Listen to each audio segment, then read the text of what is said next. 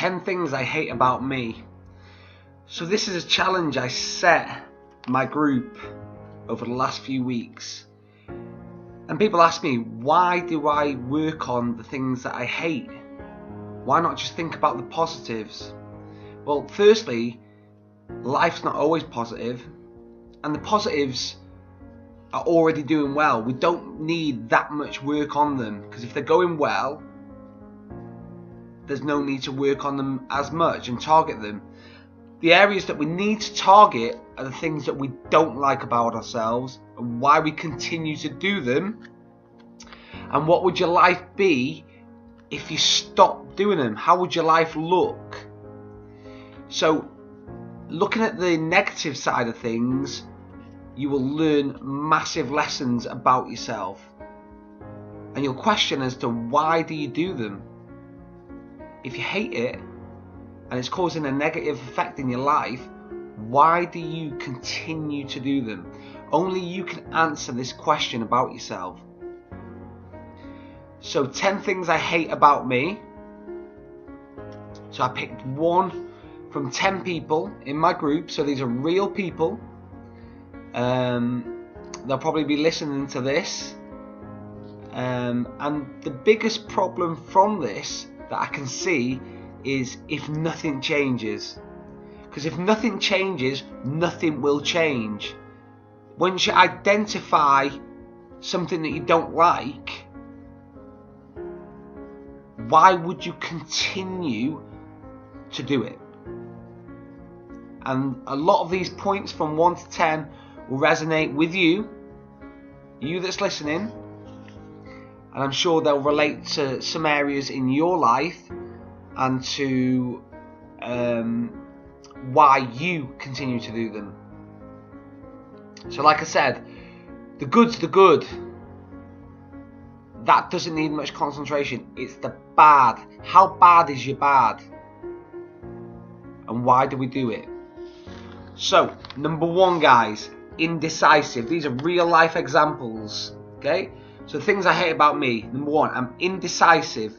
Why do I continue to do them? I consider others' thoughts as well. What would change in my life if I stopped? I would do more. Maybe people would like me, but I get more done for myself. Maybe people wouldn't like me, but I'd get more done for myself. So, indecisive, guys. When you consider other people,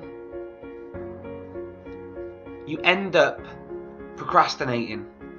You end up worrying so much about what other people are thinking, because whether you do something or not, you are going to get judged. If you are overweight, fat, obese, whatever you want to call it, if you decide to join a gym, you will get judged. If you don't join a gym, people will judge you for being lazy. Which one's going to benefit your life the most? Joining the gym. So, most of the time, our fear is upon people that haven't really got any effect in our life. And the people that have got an effect on our life should be supporting you anyway. So being indecisive generally leads to your life stalling and not much happening. You're waiting for someone to take control and make decisions for you, when in reality, you know what's best for you, so you fucking go out there and do what's best for you. No one's going to do it for you. Number 2, I make too much effort with people that don't make effort with me. Why do I continue to do them? Because I don't like friendships ending. What would change in my life if it stopped? I would have more time to put in effort with people who care about me. So we're so afraid of upsetting people, but we allow these same people to upset us. What happens in health and fitness is we outgrow people. When you get fitter, leaner, lighter, what happens is your confidence goes up. And when your confidence goes up, what happens is you want more. You want more from your life. You want to experience more. And then what happens is the people you surround yourself with are different. You've always heard the saying, are you going to go hang around with your gym friends? And this jealousy from friends that you've got. And many of you that are listening will understand what I'm saying. You will outgrow the people that you may have been friends with in the past, because you have changed. You're not the same person anymore. You want more. You're achieving things. You're leaner, lighter, like I said. So you want more, and it's not that it's because you've raised your level and other people aren't raising theirs. So you've got that gap, and that gap creates friction, jealousy, arguments, and that's where you lose people. But you can't be making effort with people and spending your time, which is valuable, you'll never get it back, with people who don't replicate it back to you. Don't do it. Don't do it. Okay, number 3. I'm going through these.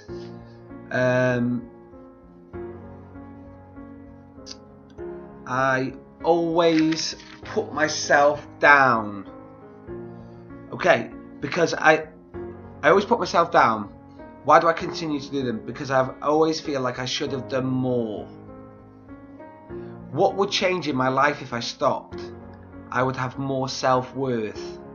Okay, here we'll always want more. We'll always think we can do more. But the good thing about measuring, and certainly you cannot measure forward. So when you're setting goals, you cannot measure it because they're just predictions, and none of us are psychics. So when we measure backwards, there's evidence. We've either done something or we haven't. So not always will we hit our goal, but we may have got close to it. There's always a lesson to be learned from everything, and there's always a positive to be taken from it. So always putting yourself down, you have to look for the positive in the situations that have occurred. Because, like I said, you can always do more. And if you go down this road of always putting yourself down, you're always going to be negative about yourself, and you're never going to grow, and you're never going to be happy. Next one. It's 10 things I hate about me. Next one, number 4. I don't make enough effort with my partner. It's a good one. Why do I continue to do them? Because I'm lazy, tired, and never have time to do it. I don't know what they mean by do it. But what would happen in my life if I stopped? I feel our relationship would be that much better. Okay, so with regards to your partners, guys, this is your big support system. Okay, your partner is there with you through thick and thin. You need to make time to do things with them and make time for them. Okay, I agree that sometimes you should be selfish and go for things that you want, but also you've got to look after the people that are around you and the people that support you, because they're going to be there at all times. And when you have a happy home life, everything else fits into place. There's different areas of your life. You've got your work life, you've got your body, you've got your relationship, and if these aren't all improving, then, or if just one area is improving, the other 2 areas are going to struggle. So you need to look at each area and make sure that you're improving in some type of ways, and make time for the people that have time for you. Number 5. I take things too personal. Okay? Why do I continue to do them? I care what people think and I shouldn't. What would happen in my life if I stopped? I would be happier and more comfortable within myself. Again, this rolls around to the fact that if you worry about what everyone's going to think about everything, you will end up doing nothing. And when you look back, you'll think, well, I didn't do that because they might have thought that. I didn't go on that experience because they might have thought that. I'm so worried about what everyone thinks that I end up doing nothing. And you take things too personal. It's like being on Facebook and thinking every negative post is about you directly. When you read a post, guys, how about just get over it? Don't take it personal. Move on. Okay? You don't have to get involved. And if someone's got an opinion, that's great. That's an opinion. An opinion is not right or wrong. It's just someone's version of an event or an experience or whatever it is. It's just a thought, someone else's thought. It doesn't mean it's right. So, taking things too personal, and I would be happier and more comfortable within myself. So we need to listen to the people that are close to us, not listen to just anybody, and always listen to what you think, because generally your advice and your thoughts are usually right. If you take your own advice, you'll be going on the right path. So number 6, how I talk myself out of doing new things. Why do I continue to do them? Because I'm scared I won't be able to do it. What would happen in my life if I stopped? I might find that I would enjoy it, gain self-confidence and new experiences.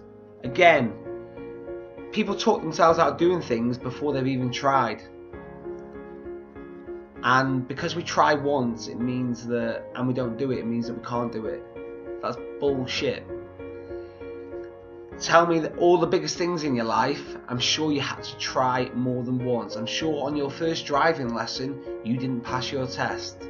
I'm sure on your first biking lesson, you didn't do it without falling over.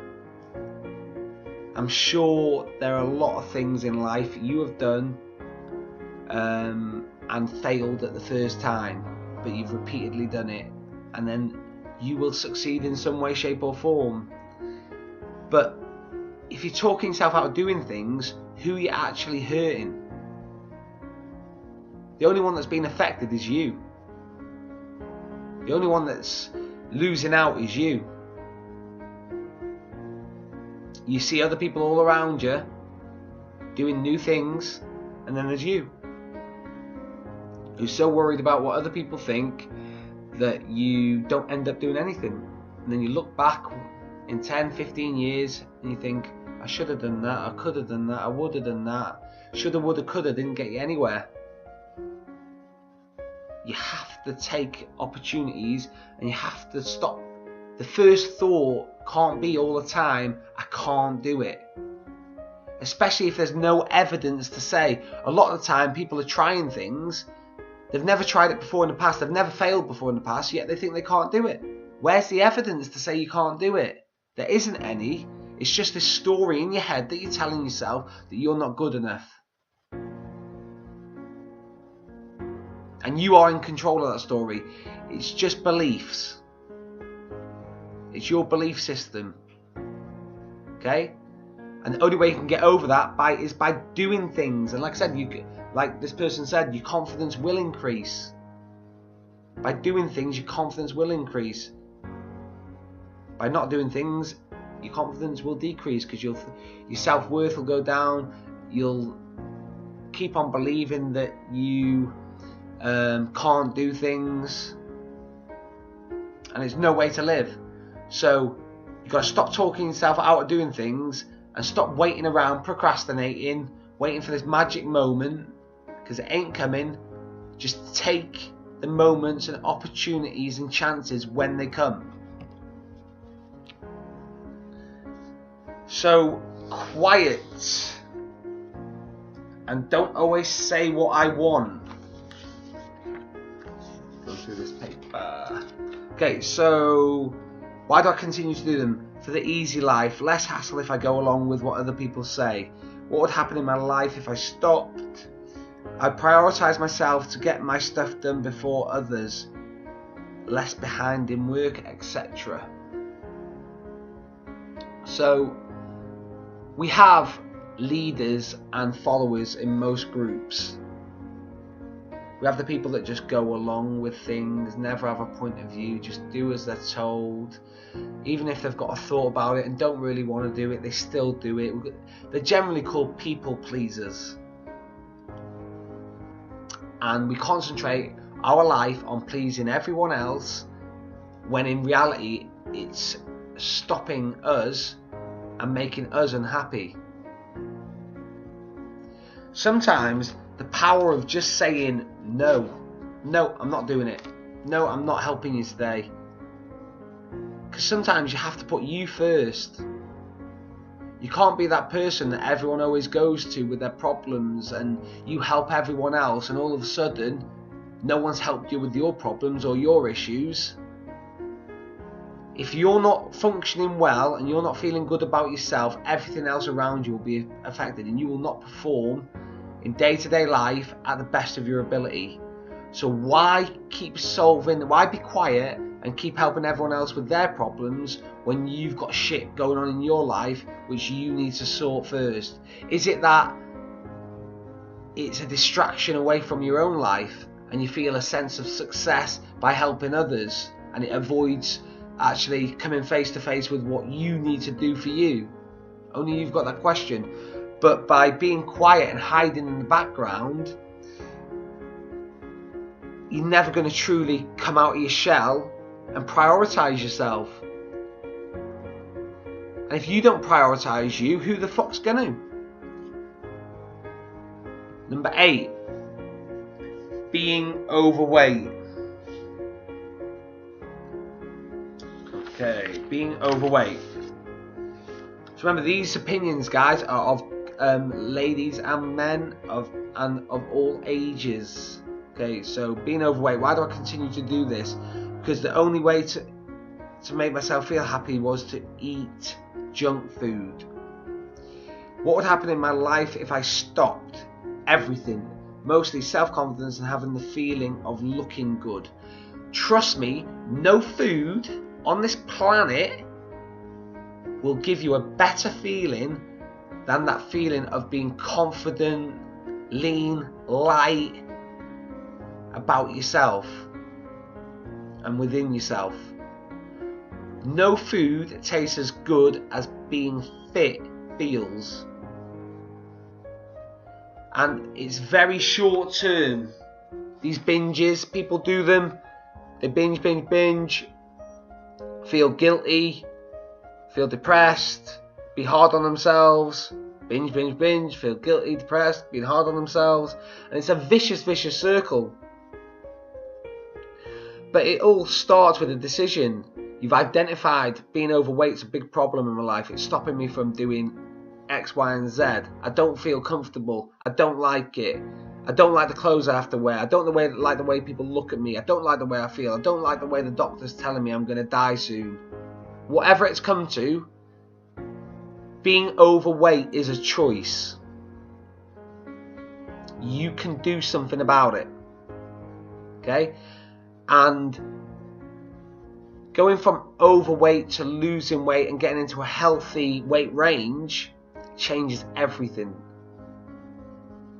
Changes the way you feel about yourself, your aspirations in life, what you want, the people you hang around with, the experiences you do. Everything changes. And why people continue to do it? Because it's fucking easy. It's fucking easy to stay overweight because it requires so little effort. So little effort. To change requires a whole fucking change of life, whole new effort, and it's fucking hard, but the rewards are unbelievable. Unbelievable. Ask anyone who's gained weight how they felt, and ask anyone who's lost weight how they felt. I bet you one tells you they feel like shit and one tells you they feel amazing. And it all started with a decision. So people hate being overweight, but you are in control of it. And it's as soon as you stop saying you're in control where you've got a problem. Because everybody can lose weight. Everyone can work out longer, work out harder, adapt their nutrition more. The list is endless.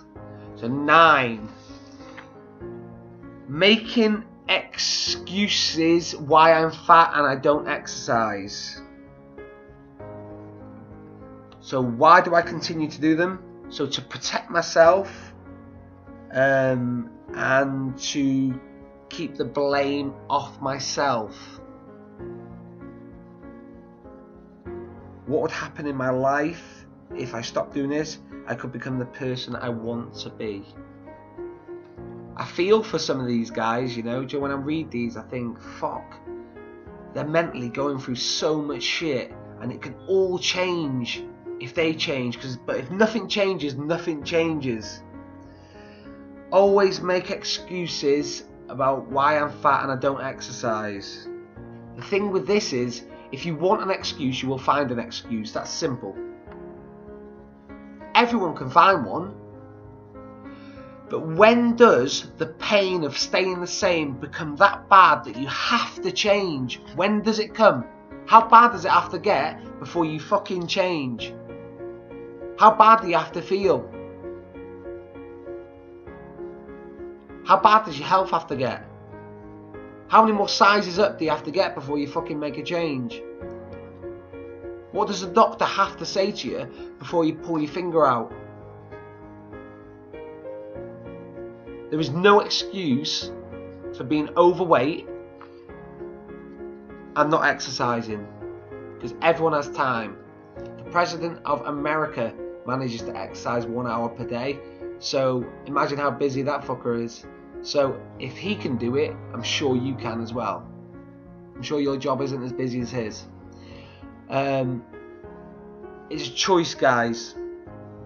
And like I said, finding these excuses about your work, your story basically, your work, how your work's harder than anyone else's, how your family life's harder, how your kids are a lot worse than everybody else's, how your situation is worse.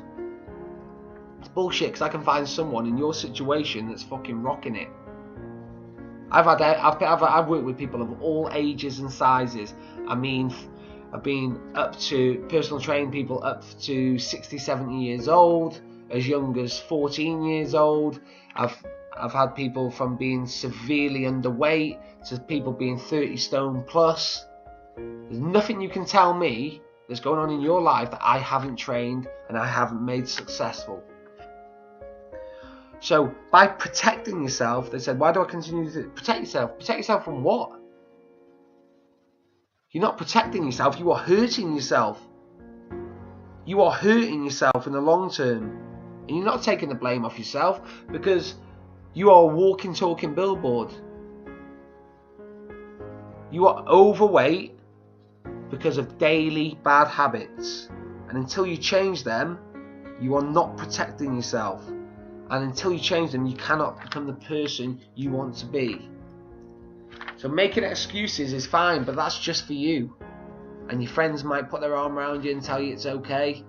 But I fucking won't. Because like I said, I deal with people of all shapes, sizes, all backgrounds. And we find solutions. But the solutions are there only if you want it. Number 10, I'm a social media addict. This is the last one. Why do I continue to do it? Because I feel like I'm updated with the world, checking Facebook and Twitter. What would change in my life if I stopped? I'd be more social in real life. This is the point. This is the one that grabbed me. I'd be more social in real life instead of hiding behind my phone. Guys, so many of us live this champion life on Facebook. Do you know when a couple declares their love on Facebook, it's probably after a fucking blazing row, or they've cheated, or some shit's gone wrong. But we don't hear that side of the story.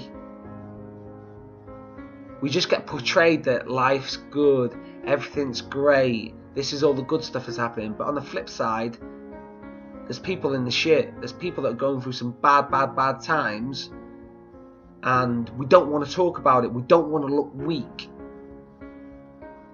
so we only talk about the good things. We don't want to get judged. We don't want people to think bad of us, so we hold it in our head.